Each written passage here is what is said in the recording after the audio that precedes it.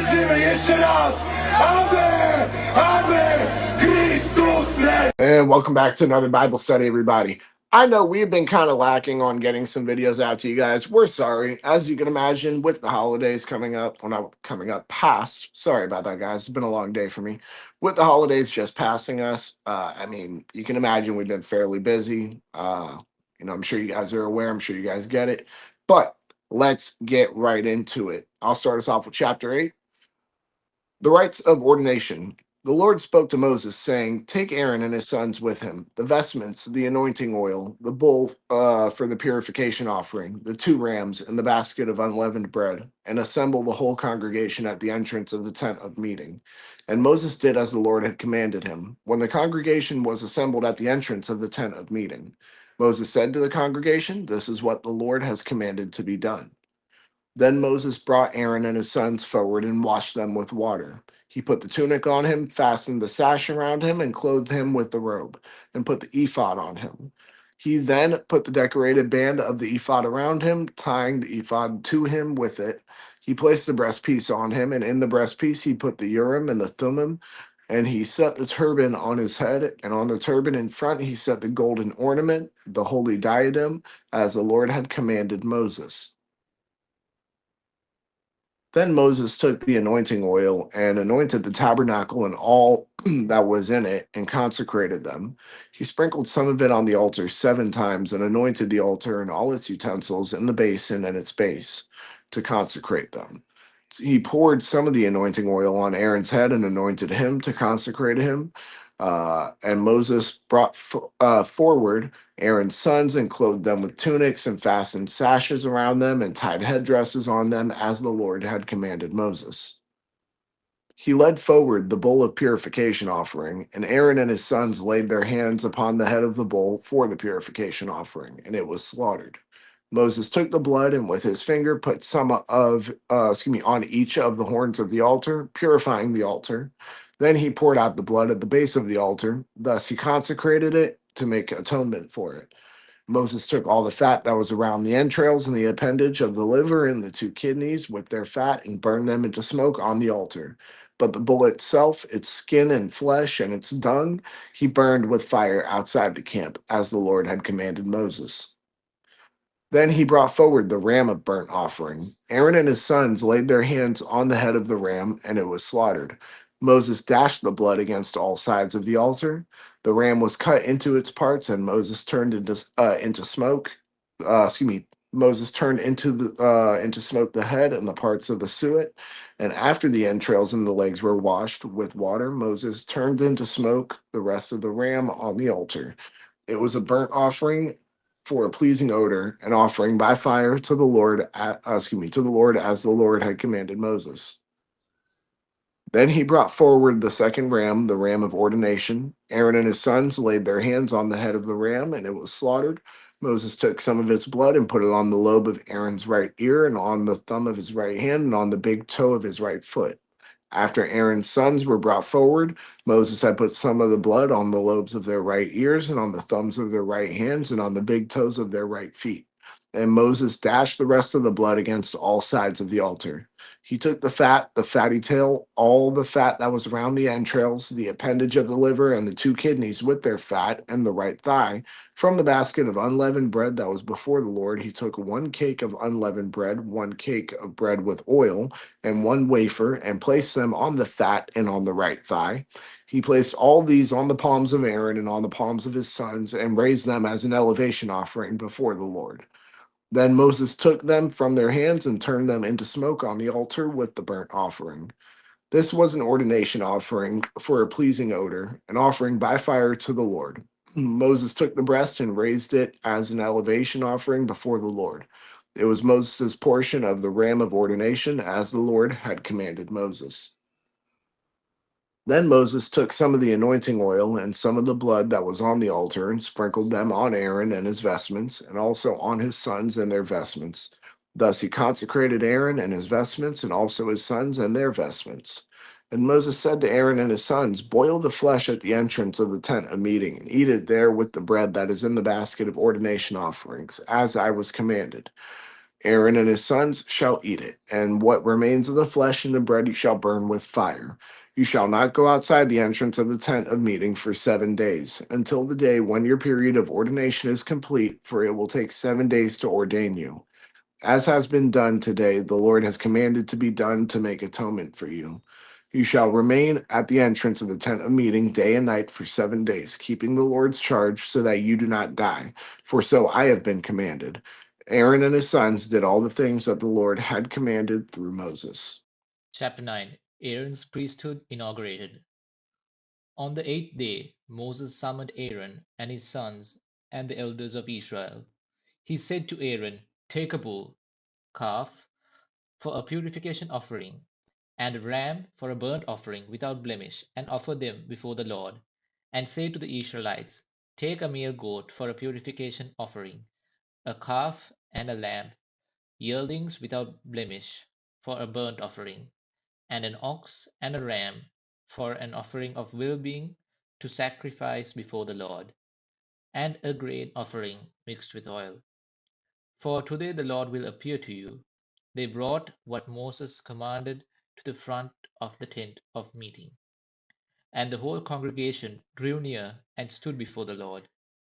And Moses said, "This is the thing that the Lord commanded you to do, so that the glory of the Lord may appear to you." Then Moses said to Aaron, "Draw near to the altar and, sacrifice your purification offering and your burnt offering, and make atonement for yourself and for the people, and sacrifice the offering of the people, and make atonement for them, as the Lord has commanded." Aaron drew near to the altar and slaughtered the calf of the purification offering, which was for himself. The sons of Aaron presented the blood to him, and he dipped his finger in the blood and put it on the horns of the altar. And the rest of the blood he poured out at the base of the altar, but the fat, the kidneys, and the appendage of the liver from the purification offering he turned into smoke on the altar, as the Lord had commanded Moses. And the flesh and the skin he burned with fire outside the camp. Then he slaughtered the burnt offering. Aaron's sons brought him the blood, and he dashed it against all sides of the altar. And they brought him the burnt offering piece by piece, and the head which he turned into smoke on the altar. He washed the entrails and the legs and with the burnt offering, turning them into smoke on the altar. Next, he presented the people's offering. He took the goat of the purification offering that was for the people, and slaughtered it and presented it as a purification offering like the first one. He presented the burnt offering and sacrificed it according to regulation. He presented the grain offering, and taking a handful of it, he turned it into smoke on the altar, in addition to the burnt offering of the morning. He slaughtered the ox and the ram as a sacrifice of well being for the people. Aaron's sons brought him the blood, which he dashed against all sides of the altar, and the fat of the ox and of the ram, the fatty tail, the fat that covers the entrails, the two kidneys, and the fat on them, and the appendage of the liver. They first laid the fat on the breasts, and the fat was turned into smoke on the altar. And the breast and the right thigh Aaron raised as an elevation offering before the Lord, as Moses had commanded. Aaron lifted his hand toward the people and blessed them. And he came down after sacrificing the purification offering, the burnt offering, and the offering of well being.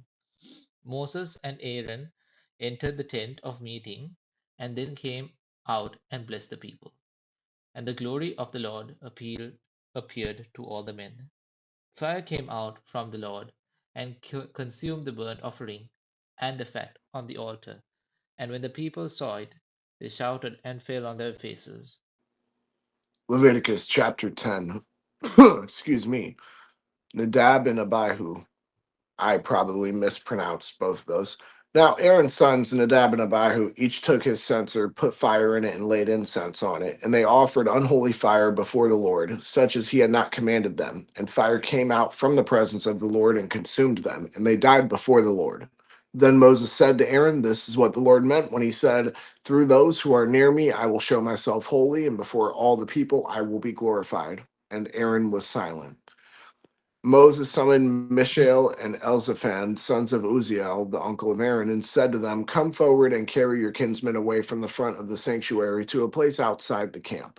They came forward and carried them by their tunics out of the camp, as Moses had ordered. And Moses said to Aaron and his sons, Eleazar and Ithamar, "Do not dishevel your hair and do not tear your vestments, or you will die, and wrath will strike all the congregation. But your kindred, the whole house of Israel, may mourn the burning that the Lord has sent.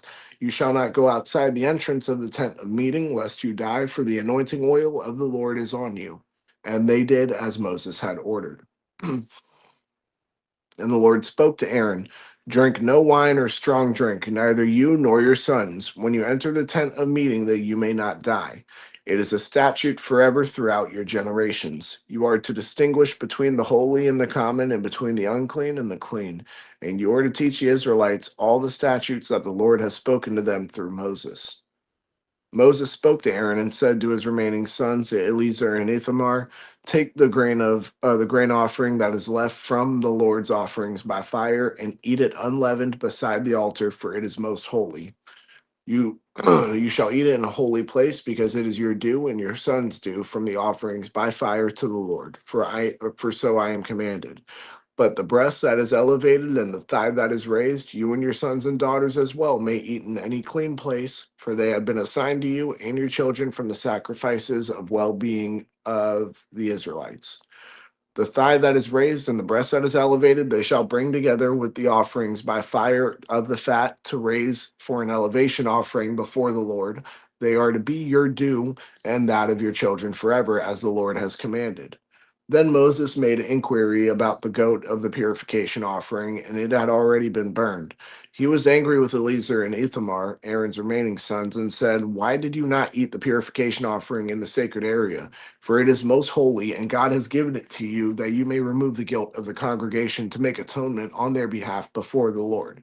Its blood was not brought into the inner part of the sanctuary. You should certainly have eaten it in the sanctuary as I commanded." And Aaron spoke to Moses, "See, today they offered their purification offering and their burnt offering before the Lord, and yet such things as these have befallen me.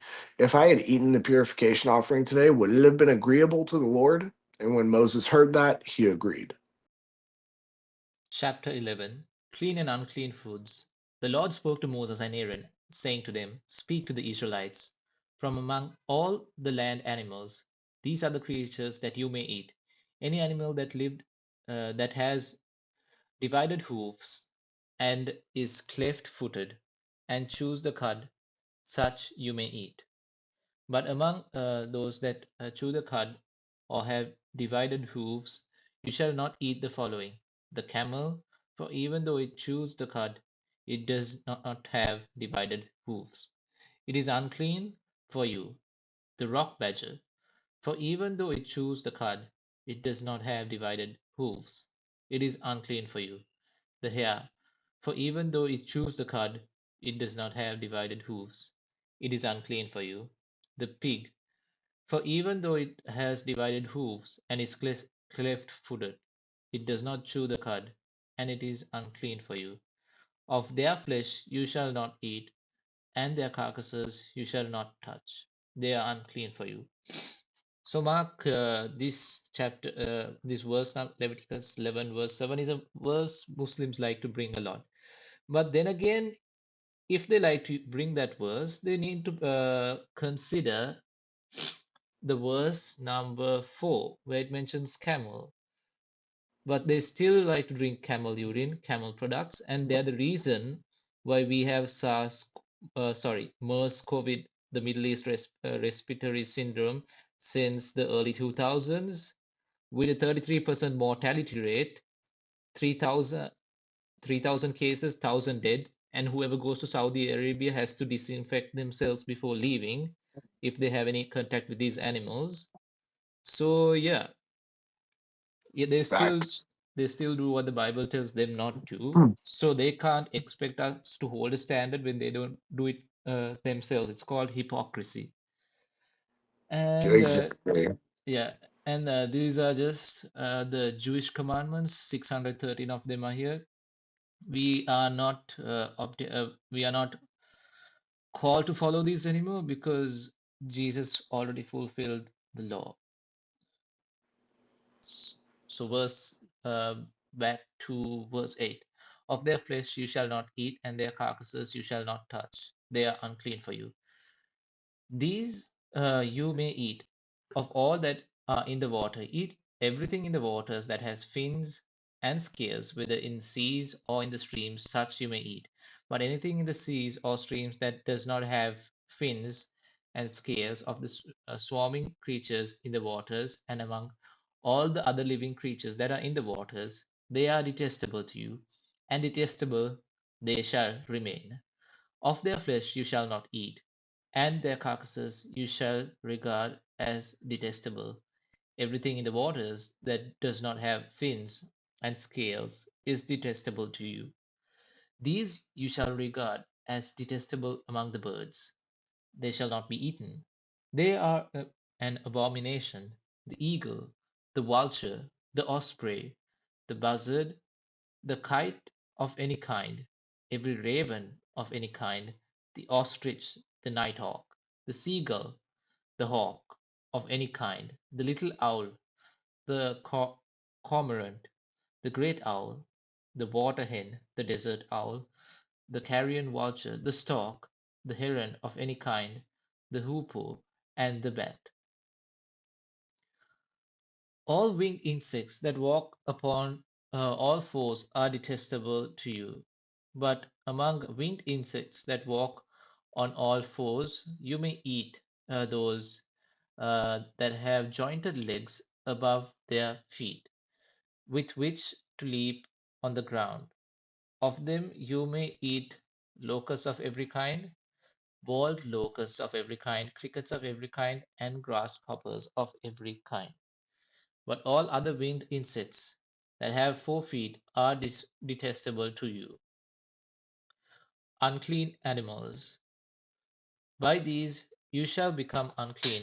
Whoever touches the carcass of any of them shall be unclean until the evening. And whoever carries any part of the carcass of any of them shall wash his clothes and be unclean until the evening. Every animal that has divided hoofs, but is not cleft footed, or does not chew the cud is unclean for you. Everyone who touches one of them shall be unclean. All that walk on their paws among the animals that walk on all fours are unclean for you. Whoever touches the carcass of any of them shall be unclean until the evening. And one who carries the carcass shall wash his clothes and be unclean until the evening. They are unclean for you. So the reason why it says unclean here is because of germs. There is also scientific reason behind the spiritual reason. So most of the things, or if not all the things which God says is not good for us, is for our own good. So if you want to rebel against that, that's on you. Don't cry about the consequences after that. Verse 29. These are unclean for you among the creatures that swarm upon the earth: the weasel, the mouse, lizards of every kind, the gecko, the land crocodile, the lizard, the sand lizard, and the chameleon. These are unclean for you among all that swarm. Whoever touches one of them when they are dead shall be unclean until the evening. And anything upon which any of them falls when they are dead shall be unclean, whether an article of wood or cloth or leather or sackcloth, any article that is used for any purpose, it shall be dipped in water, and it shall be unclean until the evening, and then it shall be clean. And if any of them falls into any clay vessel, all that is in it shall be unclean, and you shall break the vessel. Any food that could be eaten shall be unclean if water from any such vessel comes upon it, and any liquid that could be drunk shall be unclean if it was in any such vessel. Everything on which any part of the carcass falls shall be unclean, whether an oven or stove. It shall be broken in pieces. They are unclean, and shall remain unclean for you. But a spring or cistern holding water shall be clean, while whatever touches the carcass in it shall be unclean. If any part of their carcass uh, falls upon any seed set aside for sowing, it is clean. But if water is put on the seed, any part of the carcass that falls on it, it is unclean for you. If any, if an animal of which of you may eat dies, anyone who touches it, its carcass, shall be unclean until the evening. Those who eat of its carcass shall wash their clothes and be unclean until the evening. And those who carry the carcass shall wash their clothes and be unclean until the evening. All creatures that swarm upon the earth are detestable, they shall not be eaten. Whatever moves on its belly, and whatever moves on all fours, or whatever has many feet, all the creatures that swarm upon the earth, you shall not eat, for they are detestable. You shall not make yourselves detestable with any creature that swarms. You shall not defile yourselves with them, and so become unclean. For I am the Lord your God. Sanctify yourselves, therefore, and be holy, for I am holy. You shall not defile yourselves with any swarming creature that moves on the earth. For I am the Lord who brought you up from the land of Egypt to be your God. You shall be holy, for I am holy. This is the law pertaining to the animal and bird of every living creature, and every living creature that moves through the waters, and every creature that swarms upon the earth, to make a distinction between the unclean and the clean, and between the living creature that may be eaten and the living creature that may not be eaten. Chapter 12. Excuse me, the purification of women after childbirth. The Lord spoke to Moses, saying, Speak to the Israelites, saying, If a woman conceives and bears a male child, she shall be unclean 7 days. As at the time of her menstruation, she shall be unclean. On the eighth day, the flesh of his foreskin shall be circumcised. Her time of blood purification shall be 33 days. She shall not touch any holy thing or come into the sanctuary until the days of her purification are completed. If she bears a female child, she shall be unclean 2 weeks, as in her menstruation. Her time of blood purification shall be 66 days. When the days of her purification are completed, whether for a son or for a daughter, she shall bring to the priest at the entrance of the tent of meeting a lamb in its first year for a burnt offering, and a pigeon and a turtle dove for a purification offering. He shall offer it before the Lord and make atonement on her behalf. Then she shall be clean from her flow of blood. This is the law for her who bears a child, male or female. If she cannot afford a sheep, she shall take 2 turtle doves or 2 pigeons, one for a burnt offering and the other for a purification offering, and the priest shall make atonement on her behalf, and she shall be clean. Chapter 13. Skin disease, varieties, and symptoms. The Lord spoke to Moses, saying, When a person has on the skin of his body a swelling, or an eruption, or a spot, and it turns into a defiling disease on the skin of his body, he shall be brought to Aaron the priest, or to one of his sons, the priests. The priest shall examine the disease on the skin of his body, and if the hair in the diseased area has turned white, and the disease appears to be deeper than the skin of his body, it is a defiling disease. After the priest has examined him, he shall pronounce him unclean. But if the spot is white in the skin of his body and appears no deeper than the skin, and the hair in it has not turned white, the priest shall confine the diseased person for 7 days.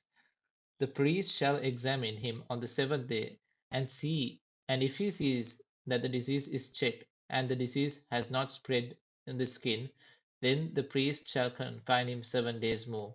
The priest shall examine him again on the seventh day, and if the disease has abated and the disease has not spread in the skin, the priest shall pronounce him clean.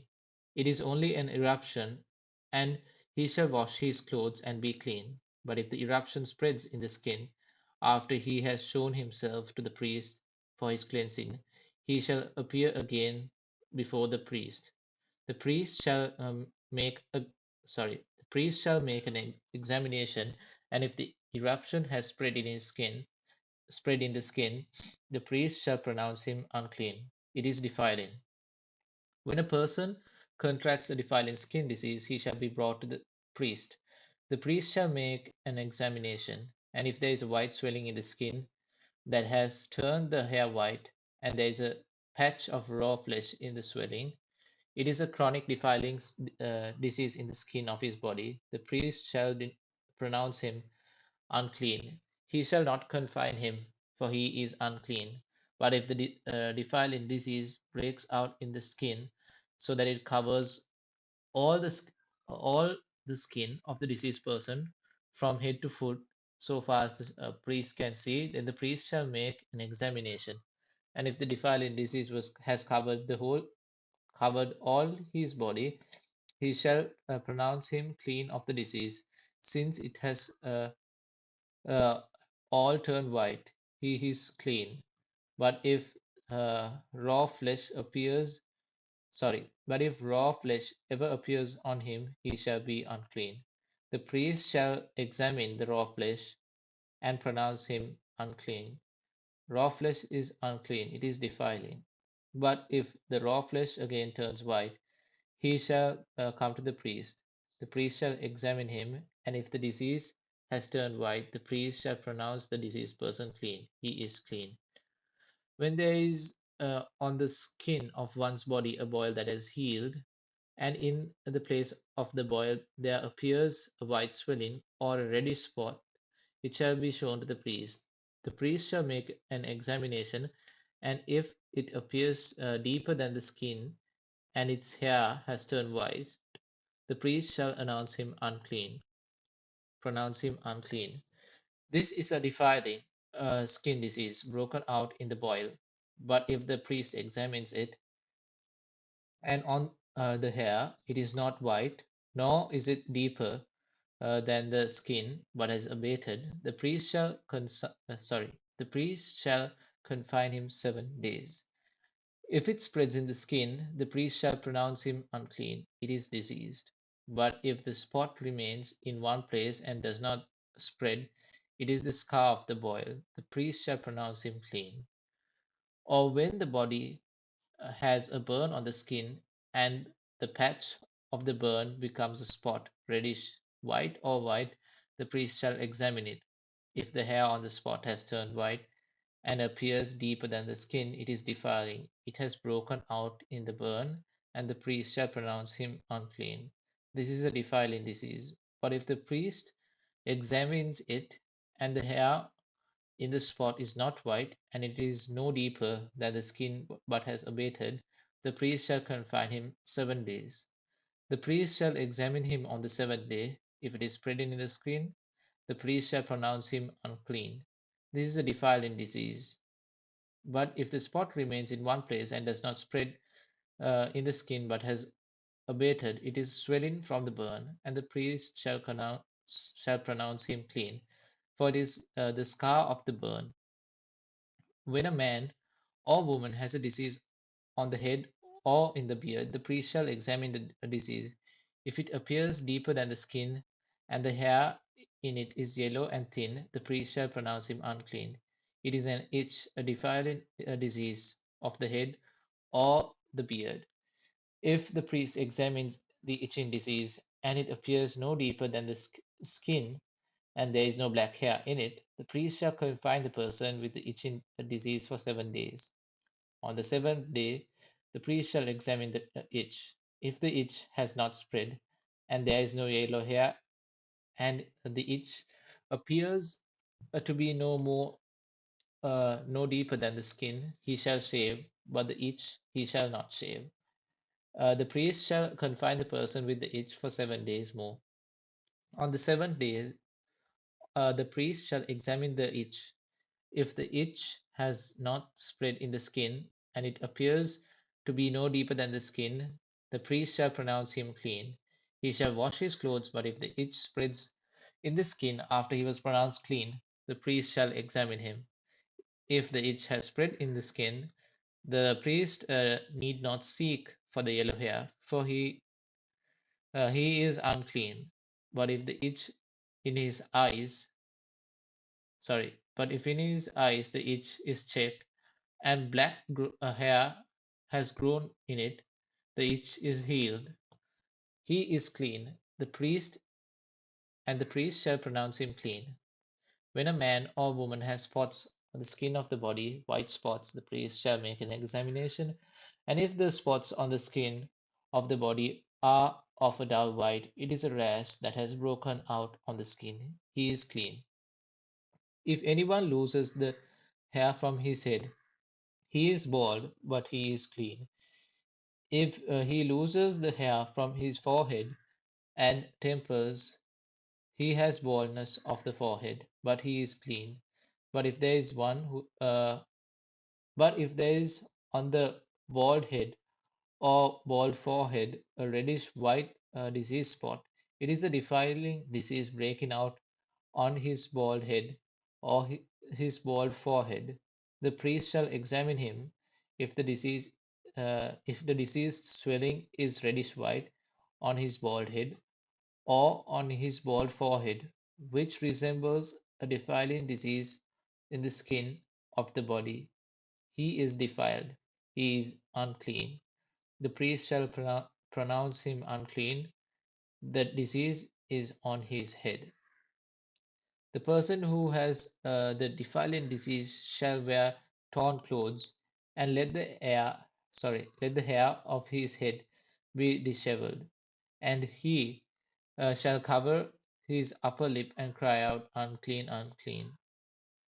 He shall remain unclean as long as he has the disease. He is unclean. He shall live alone. His dwelling shall be outside the camp.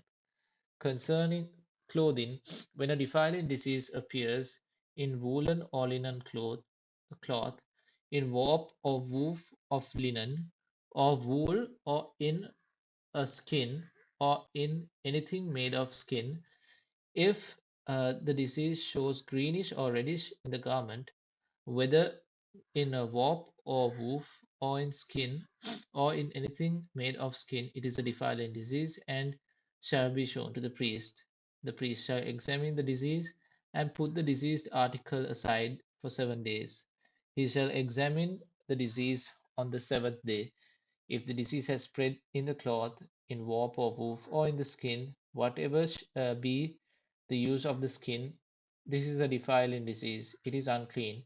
He shall burn the clothing, whether diseased in warp or woof, woolen or linen, or anything of skin, for it is a spreading, defiling disease. It shall be burned in fire.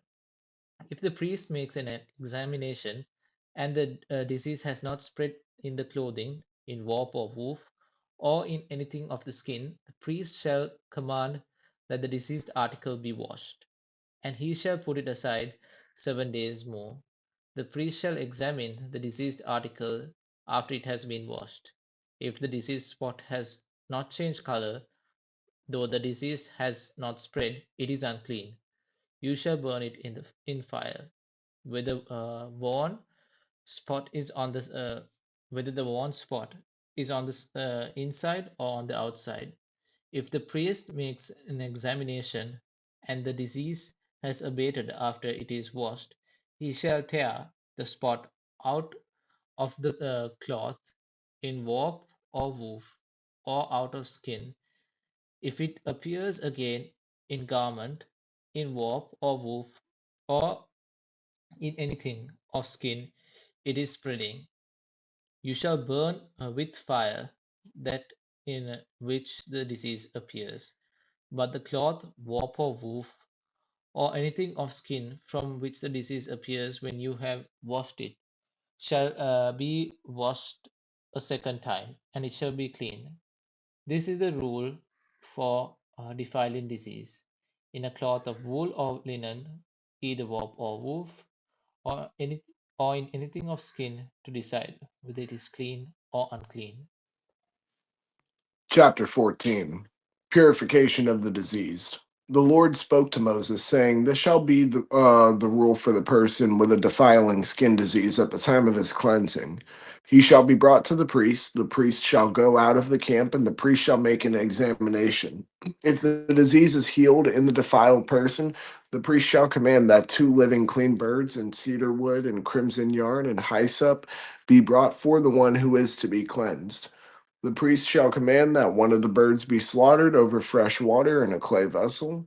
He shall take the living bird and the cedar wood and the crimson yarn and the hyssop and dip them in the living bird and the blood of the bird that was slaughtered over the fresh water. He shall sprinkle it 7 times upon the one who is to be cleansed of the defiling disease. Then he shall pronounce him clean, and he shall let the living bird go into the open field. The one who is to be cleansed shall wash his clothes and shave off all of his hair and bathe himself in water, and he shall be clean. After that he shall come into the camp, but shall live outside his tent 7 days. On the 7th day he shall shave all his hair of head, beard, and eyebrows. He shall shave all his hair. Then he shall wash his clothes and bathe his body in water, and he shall be clean. On the 8th day he shall take 2 male lambs without blemish, and 1 ewe lamb in its first year without blemish, and a grain offering of 3/10 of an ephah of choice flour mixed with oil, and 1 log of oil. The priest who cleanses shall set the person to be cleansed along with these things before the Lord at the entrance of the tent of meeting.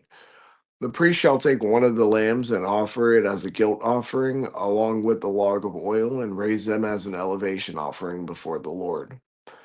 He shall slaughter the lamb in the place where the purification offering and the burnt offering are slaughtered in the holy place. For the guilt offering, like the purification offering, belongs to the priest, it is most holy. The priest shall take some of the blood of the guilt offering and put it on the lobe of the right ear of the one to be cleansed, and on the thumb of the right hand, and on the big toe of the right foot. The priest shall take some of the log of oil and pour it into the palm of his own left hand, and dip his right finger in that oil, and in the oil that is in his left hand, and sprinkle some oil with his finger 7 times before the Lord. Some of the oil that remains in his hand, the priest shall put on the lobe of the right ear of the one to be cleansed, and on the thumb of the right hand, and on the big toe of the right foot. On top of the blood of the guilt offering, the rest of the oil that is in the priest's hand, he shall put on the head of the one to be cleansed. Then the priest shall make atonement on his behalf before the Lord. The priest shall offer the purification offering to make atonement for the one to be cleansed from his uncleanness. Afterward, he shall slaughter the burnt offering, and the priest shall offer the burnt offering and the grain offering on the altar. Thus the priest shall make atonement on his behalf, and he shall be clean.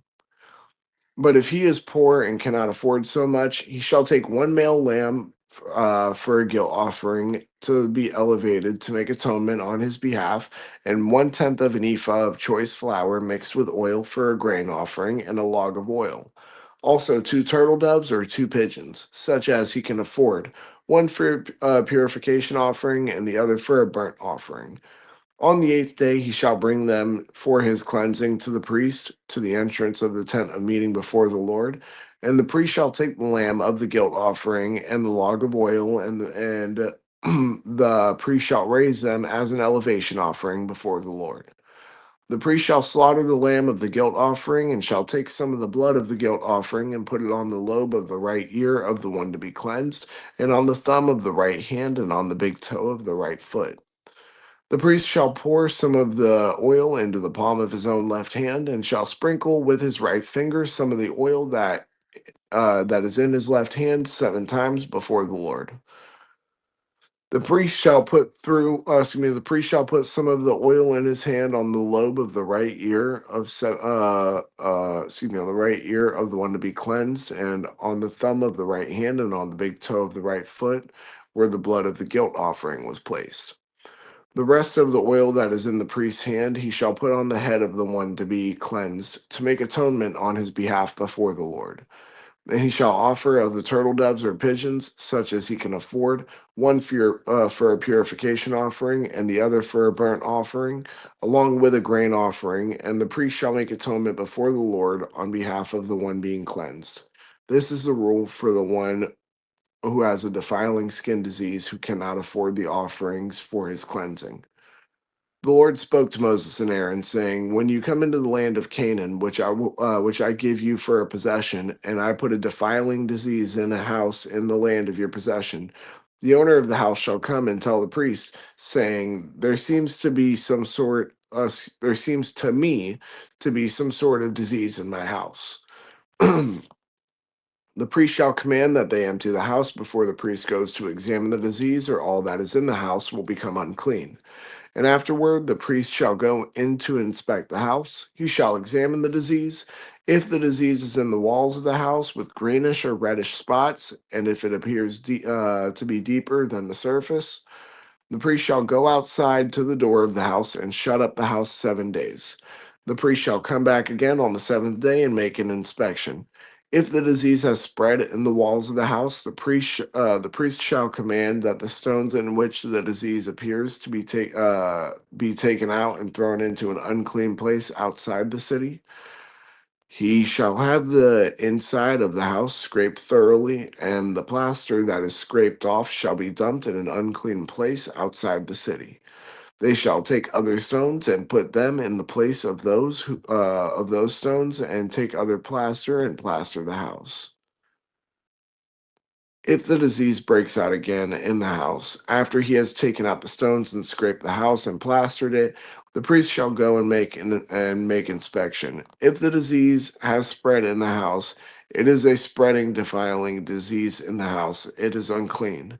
He shall have made the house torn down, its stones and timber and all the plaster of the house, and taken outside the city to an unclean place.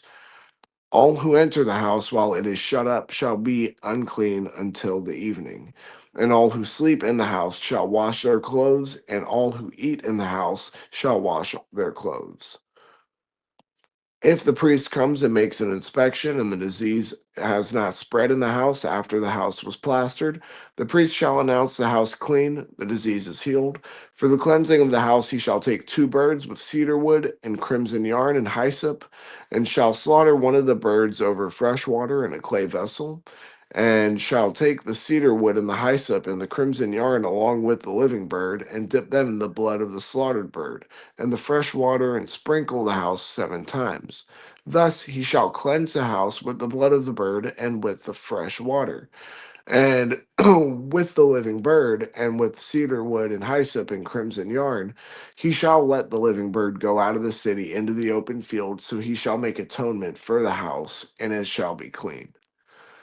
This is the rule for any defiling disease, for an itch, for defiling diseases in clothing and houses, and for a swelling or an eruption or a spot, to determine when it is unclean and when it is clean. This is the rule for defiling diseases. That's Leviticus 8 to 14. How you liking Leviticus so far, Adrian? It's all right. A lo- Quite a bit a of lot of law. rules. Yeah, a lot of rules. And the last two chapters had around 50, 55 plus verses each. Yeah, right? Want to check how much the next one has? Sure. Okay, it's back to normal size. All right, cool. Yeah, so thank you everyone for watching Leviticus 8 through 14. Yeah, there is a lot of rules, but if you have any questions to ask, as in why this was so, we'll take time to look into it more and give you a proper answer. And yeah, if you want to be a part of our future Bible studies, feel free to drop a message in the comment section. We'll find a way to have you in contact for our next Bible study. And yeah, Happy New Year, everyone. Hope you have a blessed year. God bless, guys. God Stay bless. safe. Stay safe.